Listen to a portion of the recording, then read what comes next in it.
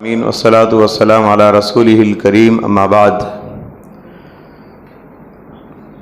بعد نماز ظہر کل کے درس میں سونے جاگنے کے آداب آپ نے سماعت کی۔ آج کے درس میں اسی موضوع کو آگے بڑھاتے ہوئے سوتے وقت اور سو کر اٹھنے کے بعد کون سے اذکار پڑھنی چاہیے۔ سونے سے پہلے سورہ اخلاص، سورہ فلق اور سورہ ناس، قل هو اللہ احد، قل اعوذ برب الفلق، قل اعوذ برب الناس، یہ تین سورتوں کو پڑھ کے ہاتھوں پہ تھتکار کے، یعنی ہاتھوں پہ دم کرنا چاہیے، پھونکنا چاہیے۔ تھتکارنے کا مطلب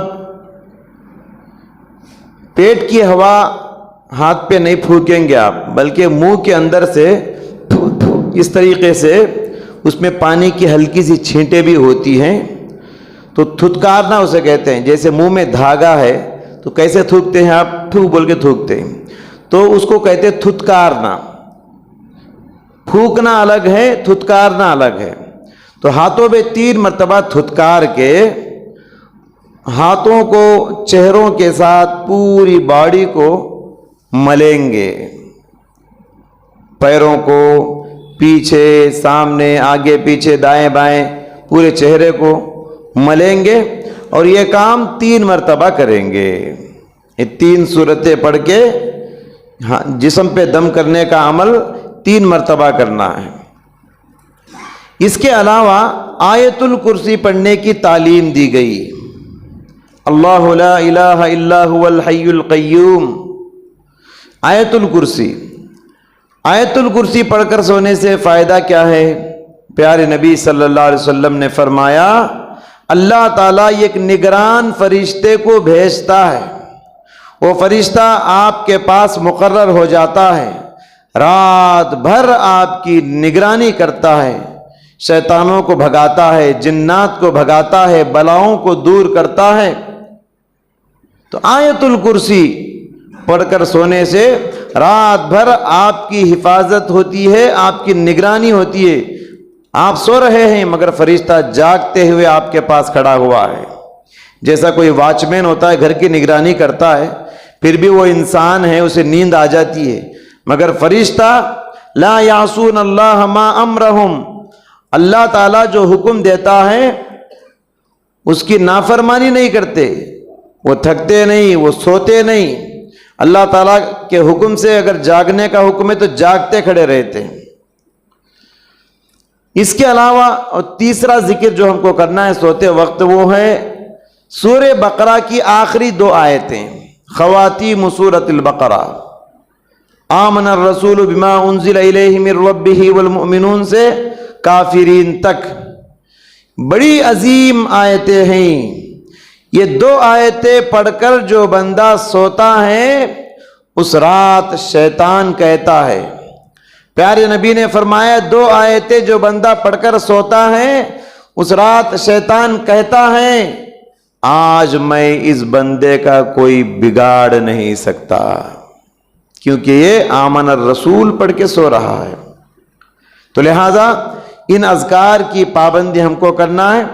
اس کے علاوہ جو دعائیں ہمارے نبی صلی اللہ علیہ وسلم سکھائے، اللہم بسمک اموت و احیا، یا بسمک اللہم اموت و احیا، اس کا ترجمہ کیا ہے؟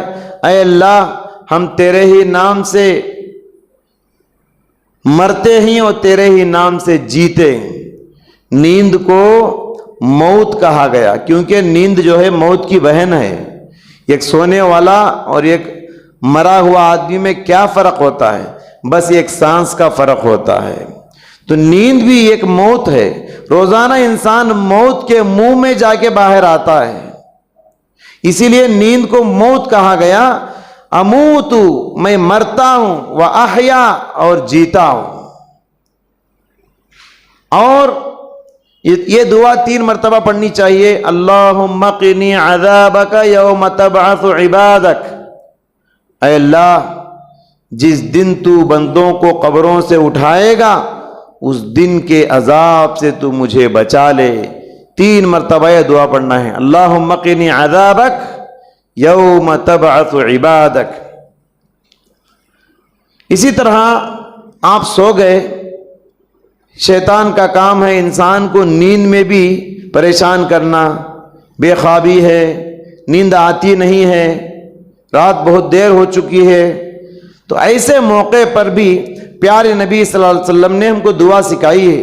رات میں کوئی گھبراہٹ ہو، پریشانی ہو، بے خوابی ہو، نیند نہ آتی ہو، تو کہا یہ دعا پڑھ لو.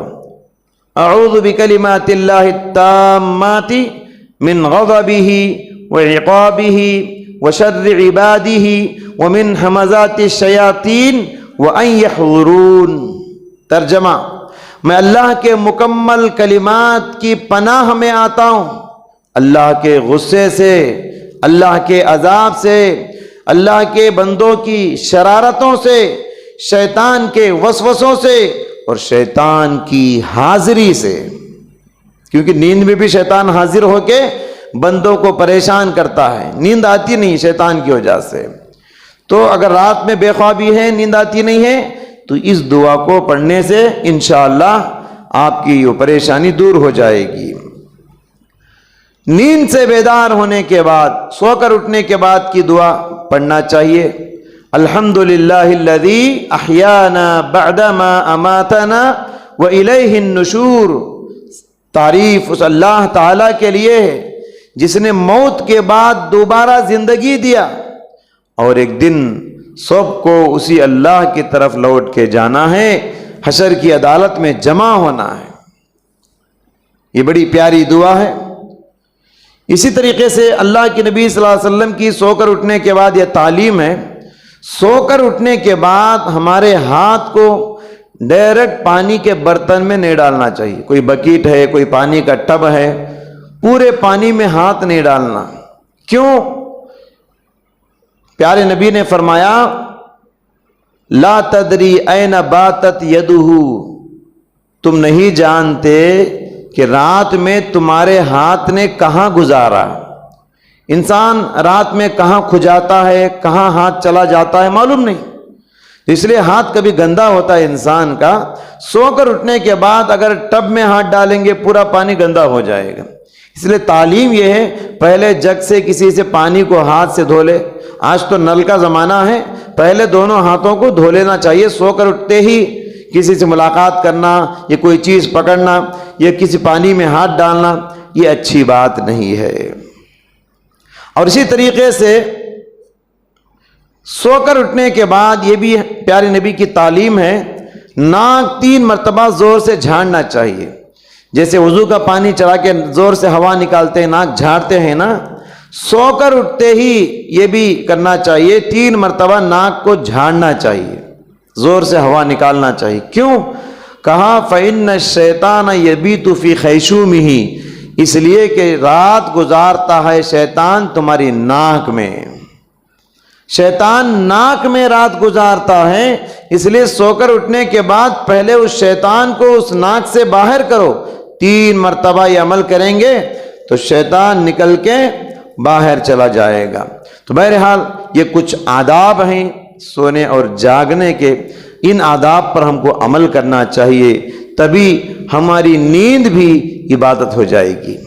جیسے جاگتے ہوئے ہم عبادت کرتے ہیں نا، ان اذکار کی، ان آداب کی اگر پابندی آپ کریں گے، یاد رکھیے یقین کے ساتھ کہتا ہوں ہماری نیند بھی رات بھر عبادت کرنے کا برابر اجر دے گی. نیند بھی آپ کو ثواب میں، نیند کے ذریعے سے بھی اللہ آپ کو ثواب دے گا. لیکن افسوس کے ساتھ کہنا پڑتا ہے بہت کم بندے ہیں جو ان آداب کا، اذکار کا لحاظ رکھتے ہیں.